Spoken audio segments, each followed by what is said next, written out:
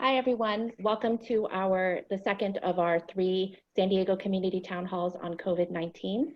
Tonight, we'll be discussing the local health disparities, the local vaccine trials, and hoping to answer a lot of your questions.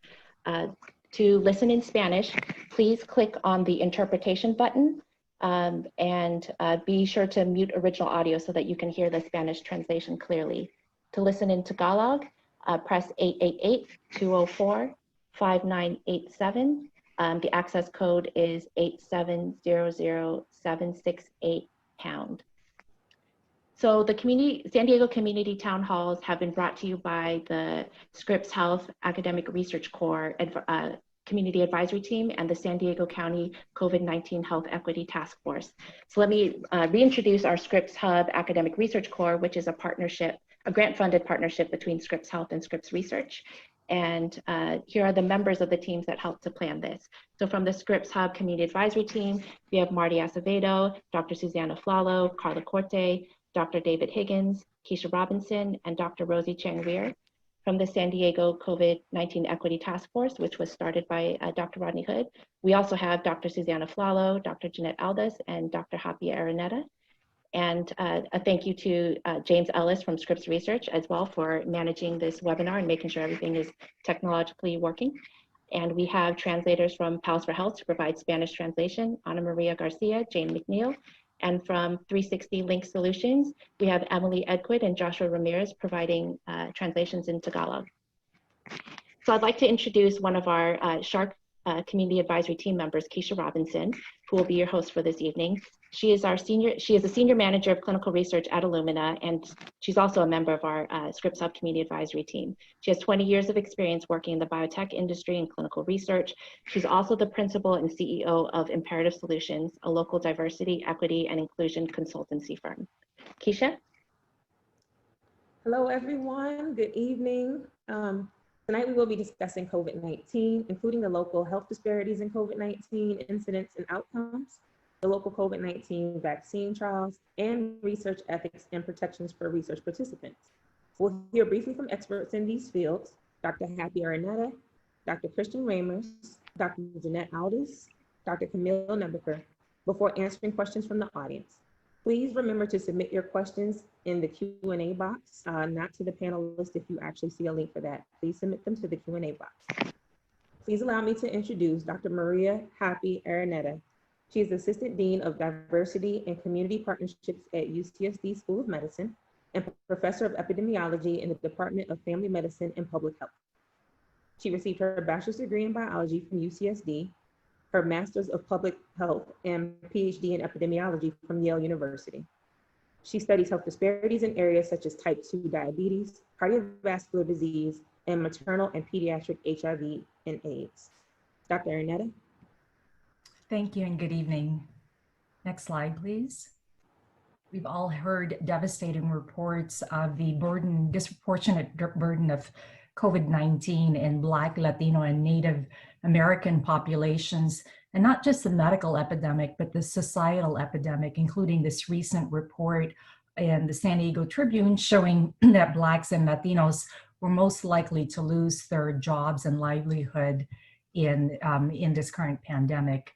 But I wanted to share information that was unique to San Diego and unique to California's diversity. San Diego is home to the second largest Pacific Islander community outside of Hawaii, and Pacific Islanders are also affected with disproportionately elevated risk of COVID-19. Next slide, please. What's also been recently reported is that Hispanic and Black children are at higher risk of COVID-related hospitalization, about 2 to 3 times higher than white children. And what we're seeing in California and in San Diego, this was mentioned in San Francisco, where half of the COVID deaths are among Asian Americans, and a disproportionate number are hypothesized to be Filipinos. What's also been consistent is that in the United Kingdom, Blacks and Asian people, specifically people from Bangladesh and India, are 2 to 3 times more likely to die of COVID-19 compared to whites in England. Next slide. Surveillance data allows us to look at the number of COVID cases and the prevalence per 100,000. If you look at the zip codes in the orange box, you'll notice that Chula Vista has the largest number of COVID-19 cases at almost 2,000, but the prevalence is highest in these 10 zip codes. So that translates to, of course, it's a function of who's being tested, about 1 per 26 people in the 92173 zip code. But you'll notice what they have in common is they're all in the South Bay and San Ysidro, Logan Heights, Chula Vista, National City, Southeast San Diego, Paradise Hills, and Chula Vista.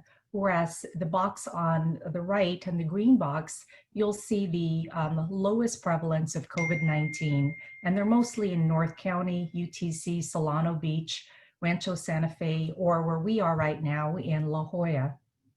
Next slide. So you could access surveillance data from the San Diego County Health Department site, and as of yesterday, over half of the COVID cases are among Latinos, even though they comprise just 40% of San Diego's population.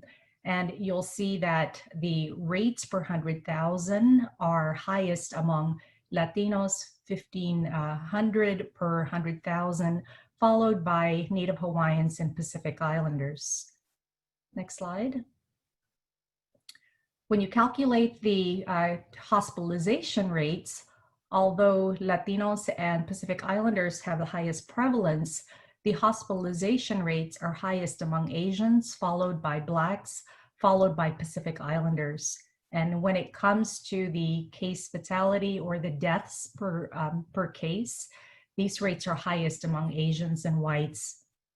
Next slide. And you see these similar trends for the entire state of California, where the proportion of COVID cases among Latinos and Pacific Islanders exceed their distribution in California's population. Next slide. And similarly, the case fatality rates in all of California are highest among Asians, Blacks, followed by Native Americans. Next slide. So this raises important considerations, including when it comes to treatment and vaccination. First of all, which Asian subgroups in California that represents 32 subgroups as diverse as Filipinos to Burmese, which includes over 200 languages. And another question is, are Asian Americans receiving adequate testing? And how do you even identify which educational materials, which languages to target as you're enrolling participants in vaccine trials? Another concern would be how are Middle Eastern and North Africans classified? Are they classified inappropriately as white so that their language and cultural needs are not identified? So that's a brief presentation of health disparities in this community.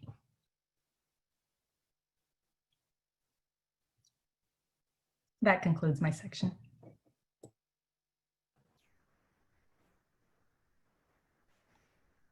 Thank you, Dr. Araneta. Next up is Dr. Christian B. Ramers, the Assistant Medical Director for Research and Special Populations at Family Health Centers of San Diego. He received his medical degree at UCSD, completed a combined internal medicine and pediatric residency at Duke University, and an infectious disease fellowship at the University of Washington Medical Center.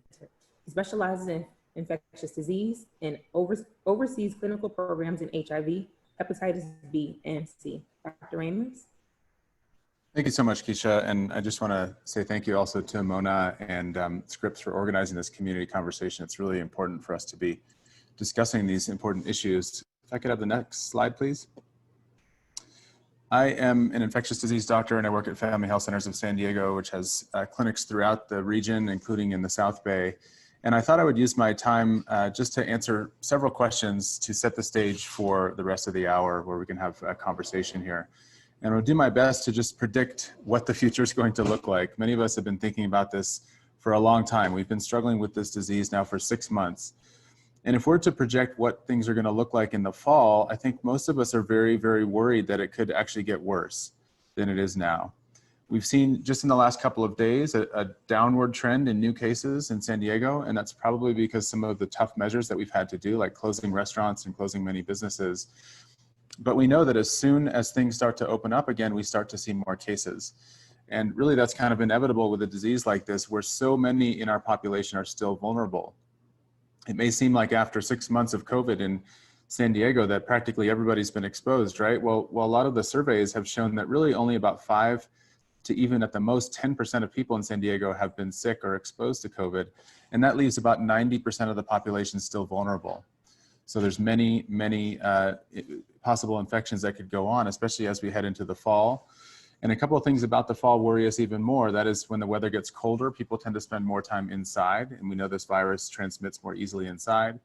And then opening up schools and having people congregate in large groups is a risk factor for transmission for this disease.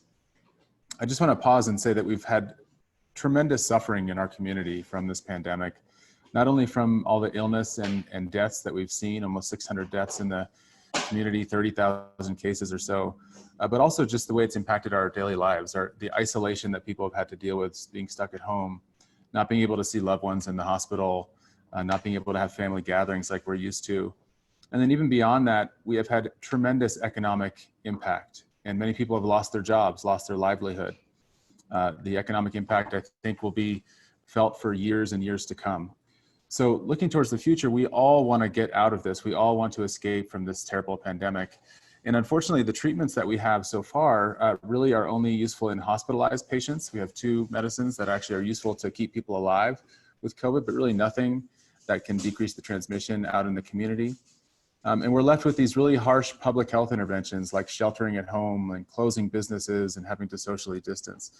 So the things that we have to help the pandemic are really not very ideal. They're not very satisfactory, and they're leaving us still with a lot of pain and suffering.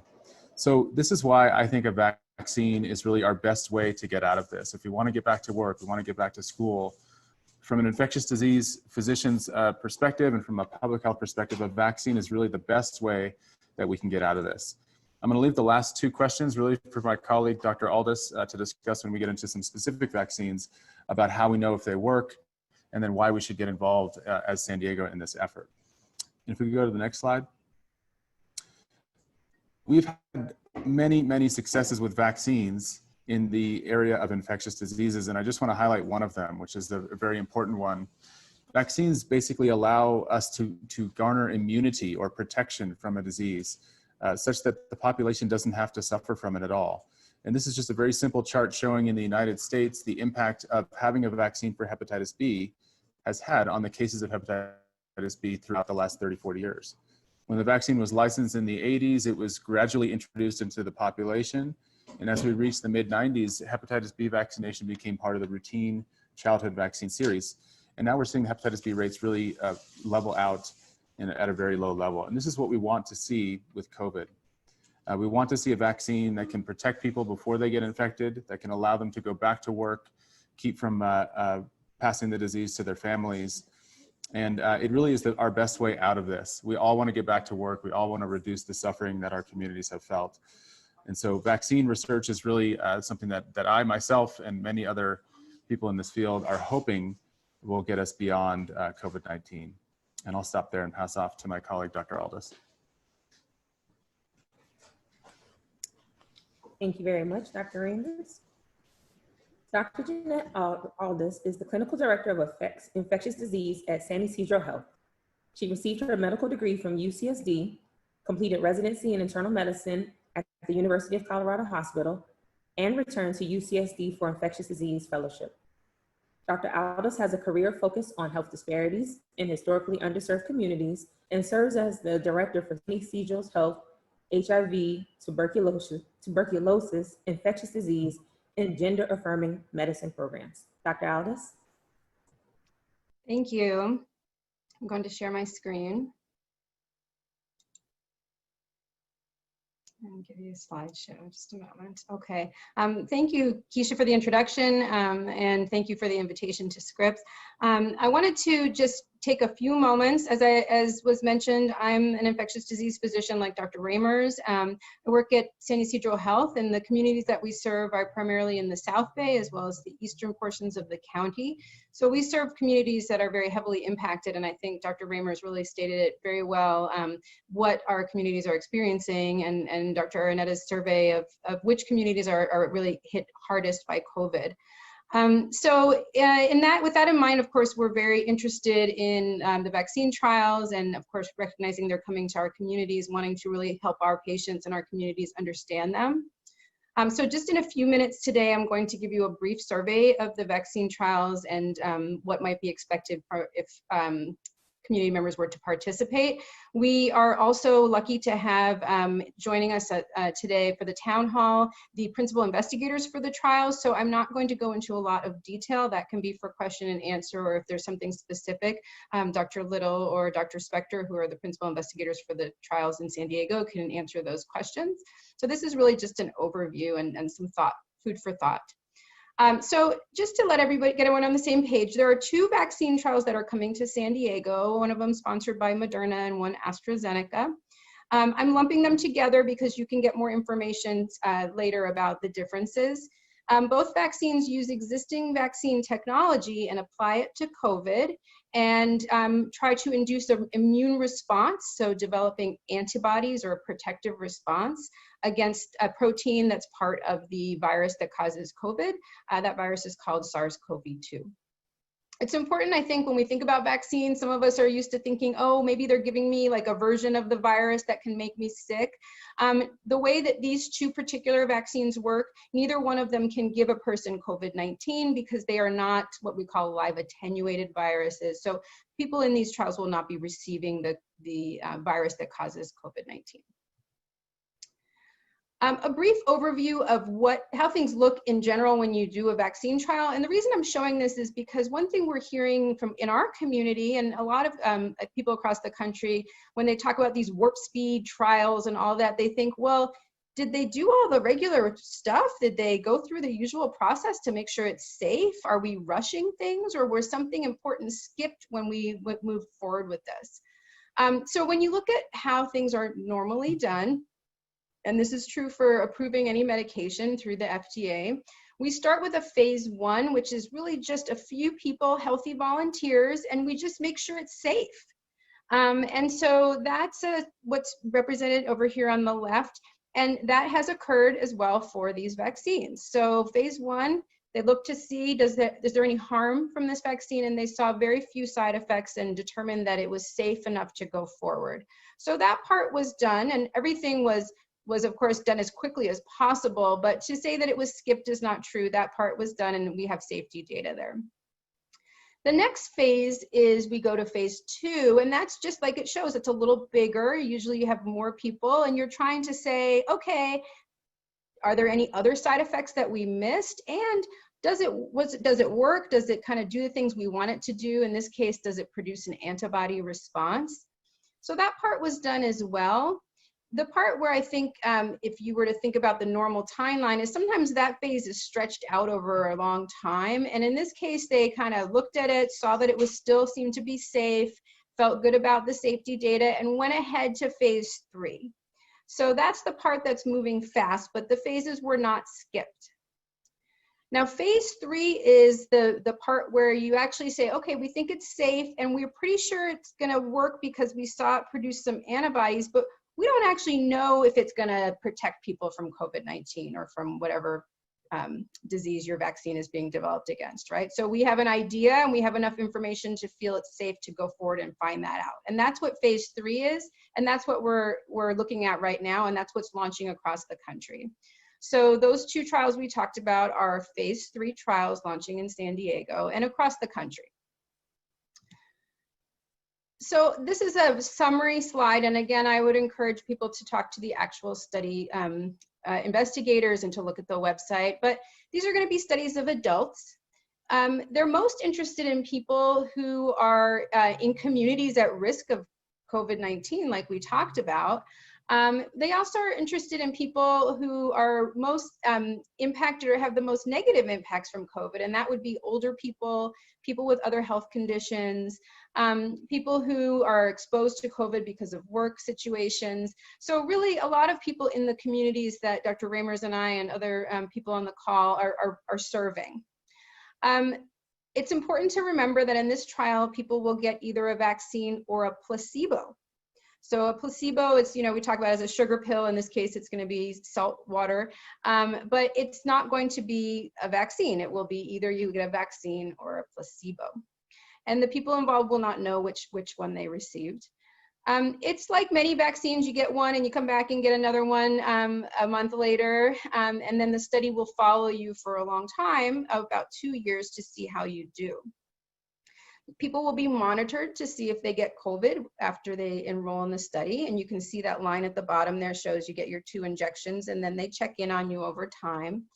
And for the people who get sick, let's say I was in the vaccine trial and then a couple months in I develop a fever and it looks like I have COVID-19, the study would have the staff check me out, they would test me for COVID, and they put this little monitor on my arm to help check my blood pressure and oxygen level and things like that. So that's what that little monitor, I think we heard in our communities, people were saying, I heard you were monitored, and that's what that is for, is just when people get sick, they use that to help see that the person is doing okay.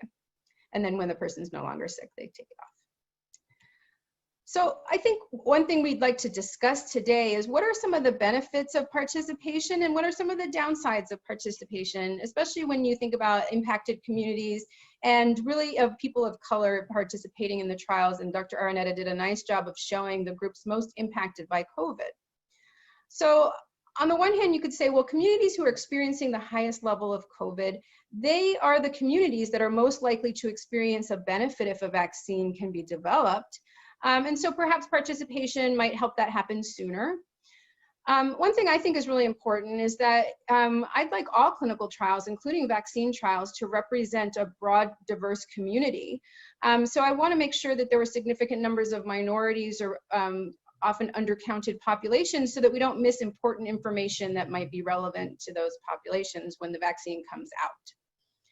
And it's also an opportunity. Many people are very interested in clinical research or feel interested in being able to contribute to science. And we want to make sure that that opportunity is available to all communities and not an exclusive opportunity that leaves out certain people. Then again, and we're going to hear from our next speaker about the rights of study participants, and so we'll talk more about that. But just to think about what are some of us doing in the community to help inform and protect patients and help people think about these trials. So for us representing communities that are heavily impacted, we want to make sure that our patients and our community members know the study details, know their rights as research participants, understand the concept of informed consent, and we're about to talk about that a little bit more, and that research is voluntary and that it's not part of their healthcare. So they can have access to all of the healthcare that they get from us, but people may also choose to participate in this study through the university. And it's going to be very important that community members know, I explained to you, we're at phase 3, which is finding out if it works. So it might not work, and it's going to be really important for people to know that going in and not assume that they're protected from getting COVID-19. That's the point of the trial, is to see if this is going to work or not. And like all studies and all investigational medications or vaccines, there could be unknown harms that are discovered later. Vaccines are generally safe. I think I was reading an article came out recently that looked at the last 50 vaccines that were approved and only 1 was removed for any safety concerns. So vaccines are generally very safe, but with all clinical trials, they will be monitoring to see if there are any negative effects. And if they see anything, sometimes they do stop the study. So that's important for people to know going in. And I just want to close with reminding people, that was a very brief overview. It's important to talk to your trusted healthcare provider or community organization. For me, I'm serving San Ysidro Health in our communities, and we have information at our website, and we will be assigning a specific person to be a point person and an educational leader for helping our patients and our staff understand the clinical trials. And I know that many other community organizations are doing so as well. So I encourage people to use those trusted sources of information. And then there's also the website for the study itself, which really can kind of give you some idea about what's going on there. This is just a snapshot from their screen that has some questions that people may have about clinical trials. So I will end there, and we'll take questions, and thank you for your time. Thank you, Dr. Aldous. I would now like to introduce Dr. Camille Nebeker, an associate professor at UCSD School of Medicine, an affiliate with the Department of Family Medicine and Public Health. She received her Master's of Science in Lifespan Development and her doctorate in Education and Instructional Design from San Diego State University. Her research focuses on the design, research, and bioethics education for traditional and non-traditional learners, especially in the area of emerging technologies that collect personal health data. Dr. Nebeker. Thank you so much, Keisha. And again, thanks to Scripps for hosting this really amazing town hall. One of the things that I want to focus on quickly is that we do really think carefully about the federal regulations that guide research with human subjects, and that can't be more important than when we're testing vaccines. So really wanting the community to know that there are regulations, and part of those regulations is that we are required to have an internal body. It's called an institutional review board that evaluates the research, and they're separate from the research team. So this is an objective group of people, scientists, community members, legal scholars, that come together to look at the research protocol to make sure that the participants' rights are protected. And the regulations explain the requirements for obtaining informed consent, protecting vulnerable populations. They look at how incentive payments are structured, whether or not the compensation might be considered coercive, because more than anything, we really want people to know that they have the ability to volunteer to participate, that there is nothing about this that is a mandate. In addition to these regulations, we have ethical principles that guide research. And so there's three, and they're relatively simple, but they're really robust. And they're respect for persons, which is recognizing that when people have the information to make a decision and they have decisional capacity, that they should have the right to make decisions about whether or not to participate in research. Beneficence is the principle that's really looking at how do we evaluate benefit, the potential of knowledge to be gained, against the potential risks. And those risks, we're thinking about risks to the individual participant, communities that participant is representing, and really wanting to make sure that if a study moves forward, that the risks are reasonable in relation to the potential benefits. And the principle of justice is really emphasizing that the people who are invited to participate are those most likely to benefit from the results, not necessarily as individuals, but the information that we're gathering and learning is going to be generalizable to people who are like them. And so I want to break these down a little bit more in terms of how they play out. So respect for persons is demonstrated through informed consent. One thing that I think is really important and more important, I think, in order to volunteer to be in a study, we have to have the information, and we have to have information presented in a way that's meaningful, accessible, and informing. And so the questions that I'll ask are, how might we make informed consent more accessible? What kinds of things might compromise your ability to volunteer to participate? Could it be that the incentive is too much? Or is it that there is a perception that this vaccine is going to work on you?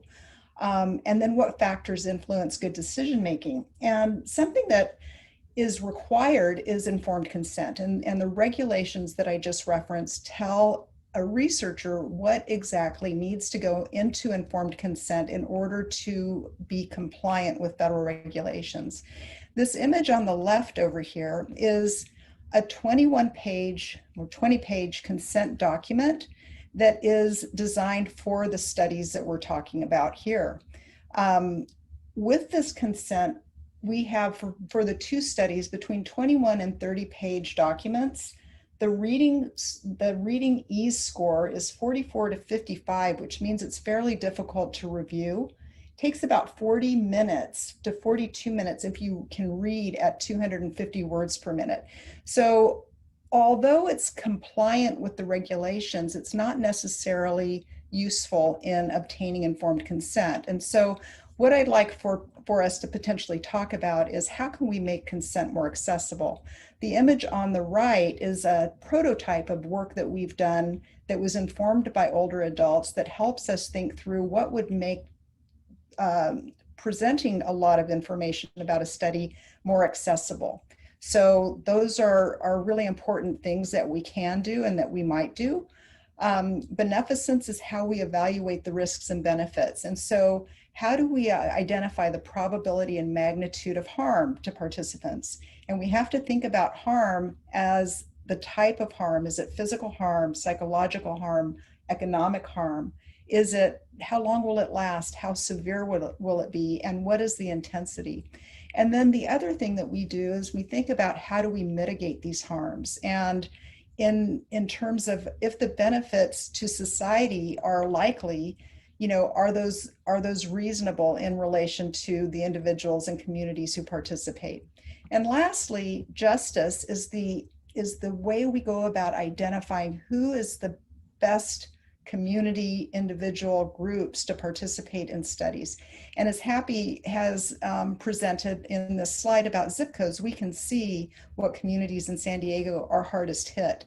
So with respect to our communities, what we would like to see is enrollment from populations that have the most to gain from this vaccine. And should the people who are most like those who will benefit also be those who participate in the research? And is this fair in terms of bearing the burden with the idea that these communities will bear the benefits of what is gained from the research studies? So I will stop there and turn it back over to Keisha so that we can start our conversation with the attendees. Thank you, Dr. Nebeker. So we are now transitioning to the discussion portion of the evening, moderated by Dr. Jonathan Wosen. Dr. Wosen is currently the San Diego Union Tribune's biotech reporter. He received his PhD in immunology from Stanford and received training in science communication from UC Santa Cruz. Dr. Wosen. Thank you. Thank you very much, Keisha. Thank you to everybody for being part of this. So we'll jump into the Q&A in a moment, but I just want to run a couple of quick polls to get a sense of sort of what parts of the county folks are from and some basic information like that. So we'll launch them in a second, and I'll just give everybody about 30, 45 seconds to answer them. They'll be pretty quick. So here you go.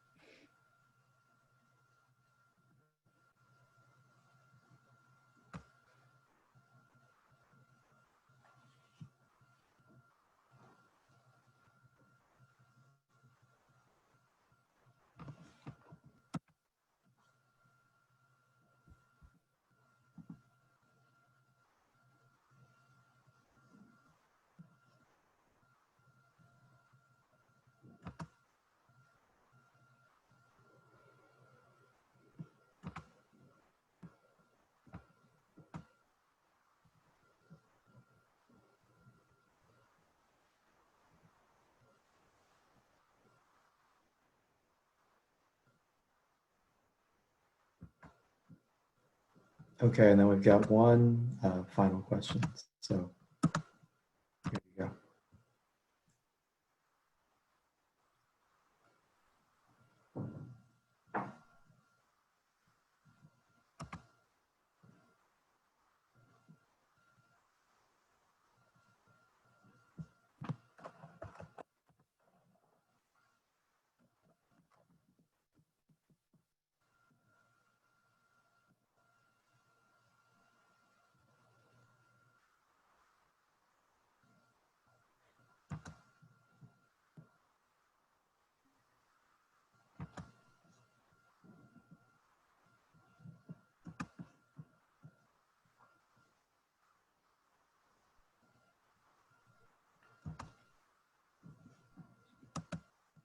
Okay, so thanks for your patience, everybody. I think we can go ahead and jump into the Q&A portion. So I'll go through some of the questions, read them out loud, and try to direct them appropriately to our panelists. And if there's a question I don't immediately queue up to you that you want to answer, feel free to just sort of raise your hand, and we can do this pretty informally.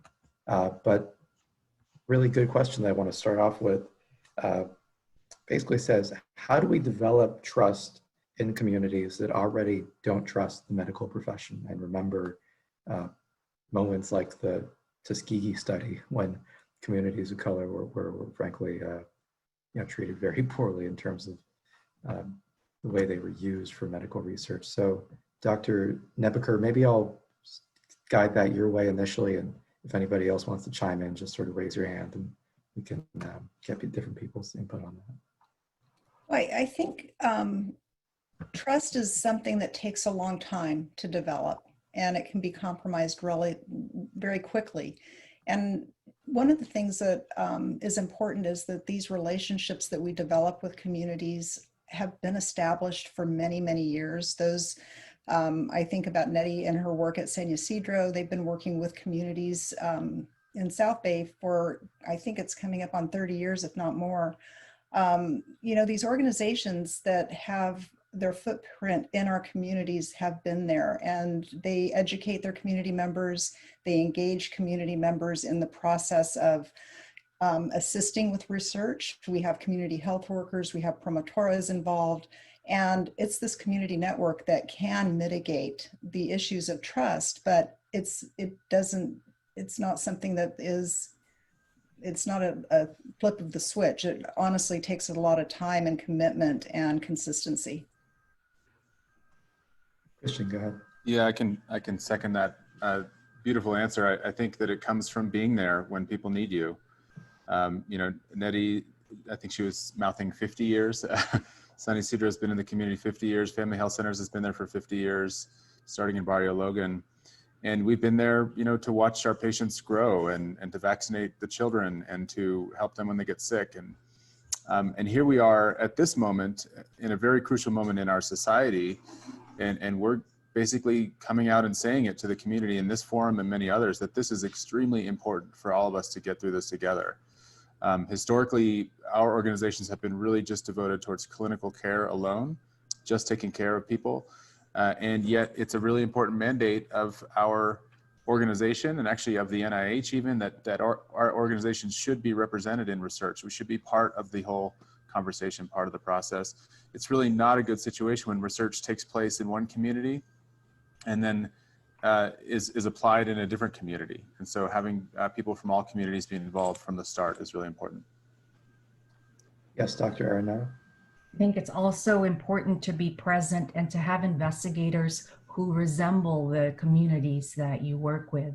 I also wanted to mention an important consideration, especially in the Samoan community, where there was a big outbreak of measles last year when nurses inadvertently used expired anesthetic, and there were 2 deaths among infants. So there's been resistance in accepting the measles vaccine. One of my medical students is on the call, and he's been working on increasing hepatitis B vaccinations among Pacific Islanders in San Diego. So I think Dr. Aflalo mentioned Tuskegee, but the recent deaths and fear of vaccines for the measles vaccine in Samoa those fears carry over in the local community.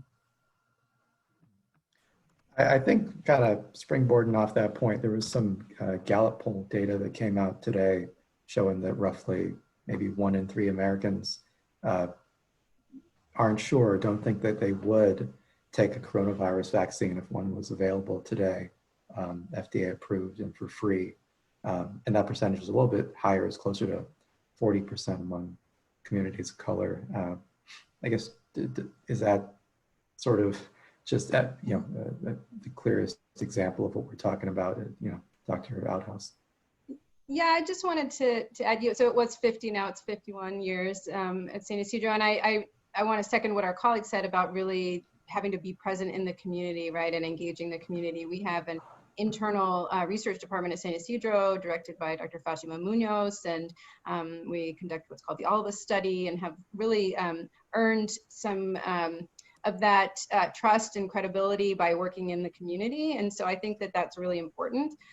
We're not conducting the vaccine trials, but we are educating our patients about them. And I think that one of the ways to overcome this is to take your trusted advisor, right? The people who've been working in your community, the people who are working on that last research study, or have already demonstrated a commitment to the community, like people at our health centers and others in the community and family health centers and others.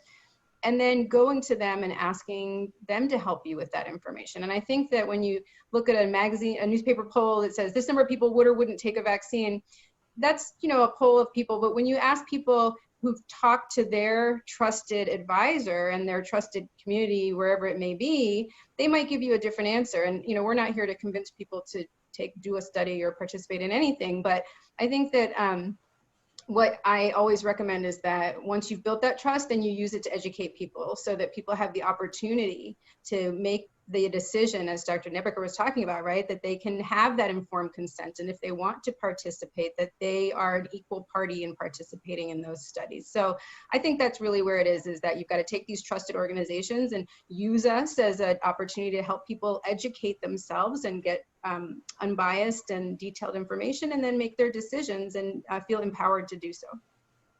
Okay.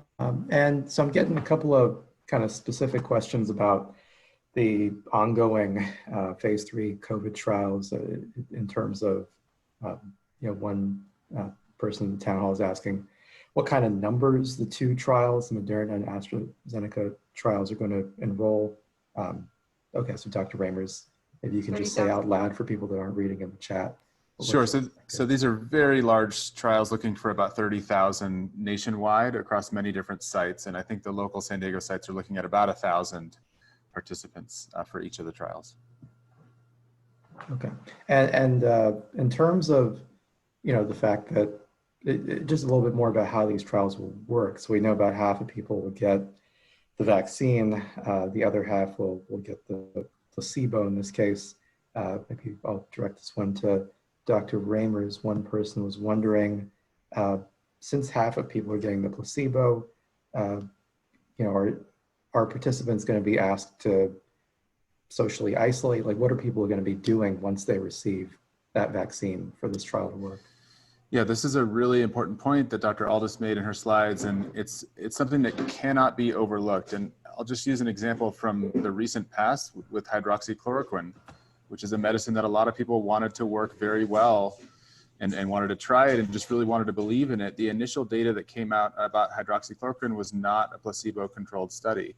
And you just really cannot make valid conclusions about studies that don't have a placebo control. So it's very, very important that this is done right as we go forward. So the placebo arm, it's actually in the Moderna trial, it's going to be a 1-to-1 randomization. So half people will get placebo, half people will get the vaccine.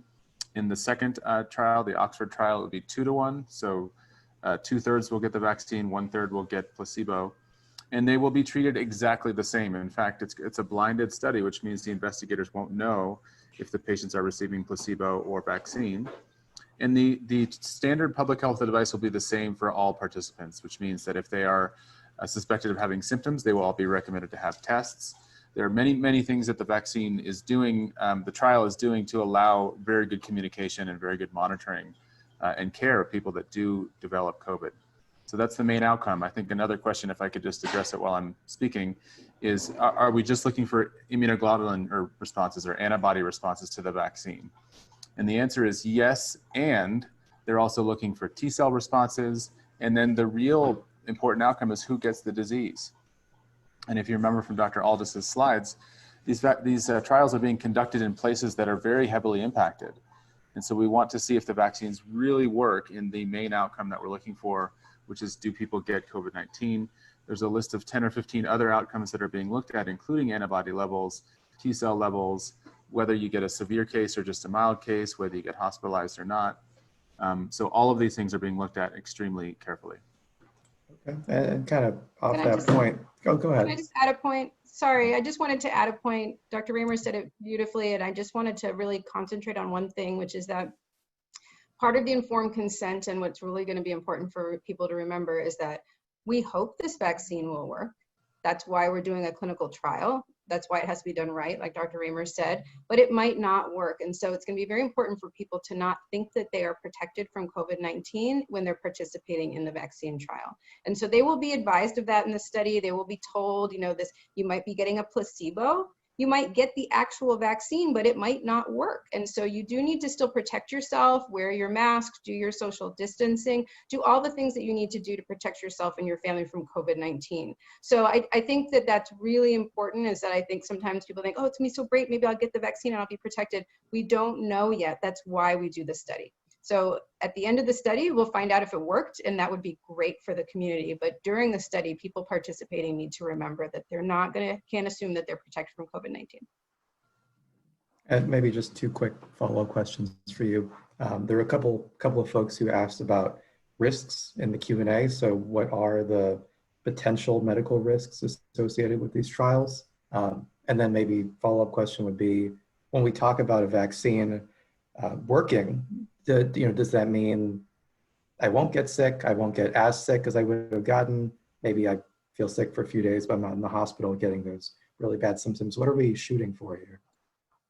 Those are great questions. I'll take the second one first. So that's really important. And like Dr. Raymer just mentioned, they're going to be looking at, did it produce antibody, which we already saw it does. But if it produces antibody and doesn't keep you from getting sick, then it doesn't really work. So then the next question would be, well, did fewer people get COVID-19 who got the vaccine compared to people who didn't get the vaccine? And then maybe people who got the vaccine and got COVID-19 had a more mild case or didn't land in the hospital or things like you said. So the definition of the vaccine working will be reducing the burden of disease. And there could be, we hope, preventing people from actually getting COVID-19. But that's why they're doing the study, and why they're looking out over so much time, is to see, what does it do? Does it keep you from getting it this year or next year? And what are the experiences of people who do get COVID-19? That's why I remember I mentioned, like, they put the little patch on and really watch you to see, okay, you got COVID-19, let's see how you're doing with your infection. To take the first question, which I think was, what are the risks? I'm going to speak broadly, and then we'd be happy, I think we could pull in Dr. Litter or Dr. Spector if you would like to. Broadly, when you're participating in any clinical trial, and this is part of informed consent, is recognizing that there is a safety process in place, that phase 1 and phase 2, like we talked about, are really focused on feeling confident that the intervention is safe. That's why it's allowed to go to phase 3. The FDA doesn't allow things to go to phase 3 if they think that they're going to be hazardous. However, phase 3 is where we see a lot more people. And so it's possible that there could be some harm from the vaccine that we're unaware of. Right now, it's mostly arm soreness and the usual things that you get when you get a vaccine that we're all familiar with. But during the study, they will be monitoring very closely. That's why there's those phone calls and questionnaires. And if and actually Dr. Nebeker could probably answer this better, but if there's a signal that there's a problem, then the FDA, the study steps in and says, hey, we're going to stop and take a look and see if there's anything dangerous here. So that's a general answer. I don't think there's any more specifics that we could say. There could be some, maybe it will not protect you from COVID, or maybe you actually will get worse COVID. So there's all these possibilities, but we don't think those will happen. But those are things that will have to be discussed when you give informed consent, is really understanding this might not work and being comfortable with that. I don't know if Camille wants to add anything to that. I think the idea that, first of all, we have to make some assumptions about scientific literacy when we go into this process of obtaining informed consent. We really need to take the time to explain what research is, and not just assume people understand that, you know, research is learning something. We don't know the answers yet. And so the only other time people would have ever signed an informed consent is when they're getting clinical care. And there's really no choice. If you don't sign the consent, you're probably not going to get cared for. And so in research, that is different. This is research to volunteer so that we can learn something. So I think we need to take the time to really help people understand what we're trying to learn, because there is this concept called therapeutic misconception, where people can describe the placebo effect, they can tell you what they've heard you say about the study, and yet they're relatively confident that they're going to get the vaccine, not the placebo. And so I think we really have to work on how do we convey the information. It's the study complications, you know, how long this lasts, what's involved in it, what happens if there is an approved vaccine that comes out in the meanwhile. Are they going to be eligible to have access to that?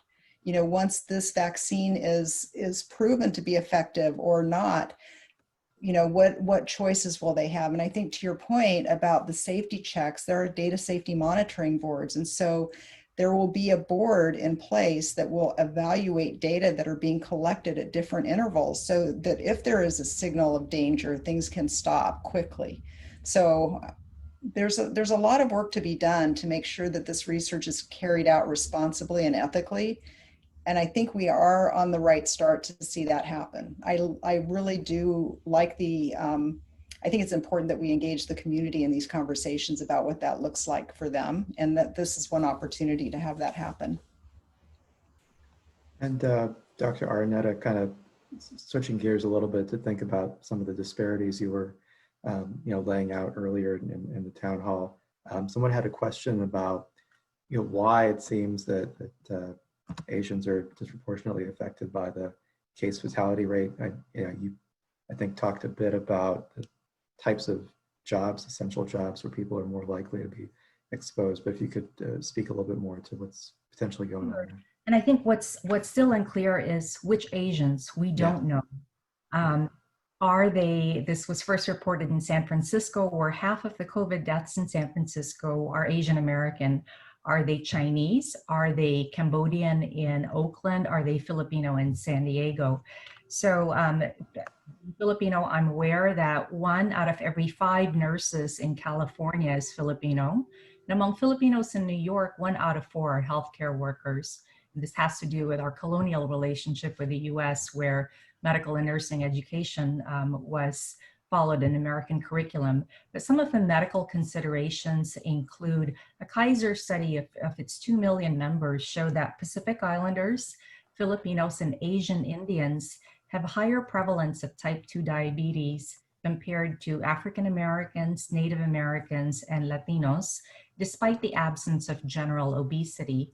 The NHANES study showed that 51% of Asians with type 2 diabetes are undiagnosed. So could late presentation, could the absence of general obesity, could unrecognized diabetes result in late presentation for care, or maybe less recognition for their risk and exacerbate their risk of mortality? But that's just speculation. We really need, individual records. Okay. And then a question that you already sort of answered in the Q&A, but maybe it's worth, kind of discussing it a little bit. Somebody was essentially wondering about what steps people can take to sort of stay healthy. And, this comes up a lot with disease. What can I do to have a healthy immune system? That question came up in Spanish, so I'd rather defer to Dr. Aldous, and I she can respond in Spanish. Did you just nominate me to respond in Spanish? I can respond in English, maybe Dr. Ramos. Or in English, I was thinking for those that wouldn't have been able to read the initial reply. Go ahead, Christian. You want me to respond in Spanish or English? Jonathan? English is, I think. Okay. Yeah, since the answer is already written in Spanish. Sure. So the question's about immune system strength and what people can do to keep their immune system. And Dr. Araneta responded with some very good general advice about exercise, keeping a healthy weight, trying to manage your diabetes well, having very good nutrition. I would add specifically fruits and vegetables of many different colors likely give you antioxidants. So eating really the healthiest fresh food that you can have will keep your immune system strong in general. But the immune system is a very, very complicated system, and we live our entire lives developing specific immunity to different bugs, different viruses, germs, bacteria. And that's what vaccines help us with, as they give us specific immunity against things that we're vaccinated against. In the case of COVID, there's really two ways that you can get specific immunity against COVID, or against the SARS-CoV-2 virus that causes COVID. The first is being exposed to it. And there have been some people discussing things like having a COVID party where you actually invite people in a room and you know, I want to go get exposed. And this has been done in some communities throughout the United States. And yes, people can get the virus and can get sick that way, and they may develop immunity. And I'm about to get to why that's not a good idea. The second way you can get specific immunity is from a vaccine. And that's what these vaccines that we're talking about are really designed to do, is to develop very good immunity so that when you may be exposed in the course of your work or your life, that you actually do not develop the disease or do not develop severe disease. Vaccines generally can protect you without you getting sick from the infection. And what we're seeing is even in some people who have gone to these COVID parties, I read a news article about somebody who died, actually, who was a young person without pre-existing conditions and felt like, well, the statistics are in my favor, I'm probably not going to get that sick. They intentionally exposed themselves to COVID and they died. I'm not saying that's going to happen in all cases. It's probably a rare event. But what I'm seeing more of in clinic is people that think that they're young and healthy getting the disease and actually having very long after effects from it. So fatigue and just not feeling like they can do the things they used to be able to do, and developing very fast heart rates when they do minimal activity. COVID is still a mystery to us in a lot of ways. And so developing the natural infection, I don't think is a good idea. And if we were to think as a society, well, why don't we just let everybody get exposed to it and develop immunity? To get that level as a community to what's called herd immunity, about 70% of people have to have protection. Right now, we have about 5% of people that have been exposed. So think of how many deaths we have had so far in the US and multiply that by, what is that, 30 times? Something like that. So we cannot do that. That is not a pathway to getting through this, just letting natural immunity happen. There will be way too much death. And so again, that's why we think that vaccination is really the best way to strengthen this specific part of your immune system to protect you from COVID. Okay. And maybe sort of as a final question, we're coming up on the end of our hour, and I'll direct this to Dr. Nebeker. So we're talking about developing a vaccine. We don't have one right now. There's some big trials in progress, and maybe there'll be some data by the end of the year giving us a real indication of whether we have vaccines out there that can protect people against COVID. But once we do, what are going to be some of the big obstacles in terms of getting that vaccine or vaccines to the actual people that need it, and what are some of the kind of roadblocks or challenges that you think we need to already be thinking about and dealing with there? I think cost would be one. And so how are the sponsors of these studies thinking about, once they have a product, will they make it accessible to the people who are like those who participate in the study? Would be a very important demonstration of respect for the people who participate. I don't know how that conversation has gone. So I think that there are some that will want to make a profit and others that will not. So I think those are important to take a look at during the informed consent to find out whether or not there's some decision about that. I know it would influence my willingness to participate in a study. So I think that kind of information should be available to people who consider participating, because knowledge of how a vaccine will be implemented in society is a game changer for making a difference in how this pandemic is either continuing or not. And so I would hope that that information is available to the people who are considering participation. I just want to add, because I think Dr. Spector and Dr. Little would really want to chime in if they were on the panel, to clarify that the, I'll get the name wrong, it's the COVID Prevention Network or Prevention Trials Network. They have publicly stated a goal to prioritize the communities who are most impacted by COVID and the communities who are involved in the clinical trials, and the communities that they're targeting for involvement in the clinical trials. Now, that doesn't carry the force of law, but the fact that they've stated it publicly and that we're repeating it publicly here is very important, because when these vaccines do come out, we need to hold them to that pledge. But that pledge has been made, and I think I want to give kudos and respect to the investigators who were approached to conduct these studies, that was one of their primary concerns, was that the communities that were in the most need, that are experiencing the most COVID, and that are also probably going to be participating in these trials. If you look at where they're out doing the outreach for participation, they have pledged to prioritize those communities. And again, I think it's going to be really important for all of us to remember that pledge when it comes time to really hold them to that. Yeah, thank you for that. And thanks to all our panelists for answering those questions. If you asked a question that we didn't answer, we're holding on to all of those, and we're going to try to get them answered before the third and final town hall next week. So with that, I'll kick it back to Keisha. Thank you, Jonathan. So again, thank you everyone for attending this evening. We really appreciate your attendance at this lively discussion. I also want to give another thank you again for our panelists, Dr. Hafi Araneta, Dr. Christian Ramers, Dr. Jeannette Aldous, Dr. Camille Nebeker, and thank you again, Dr. Jonathan Wosen, for hosting. Here's a list of websites for additional resources, so you'll see them.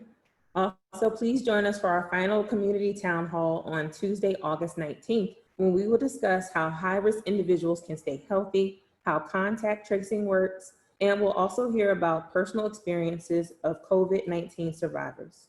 When you exit tonight's webinar, you will be directed to a brief anonymous survey to help us understand community needs for COVID-19 and how to improve this event. Thank you again for joining us.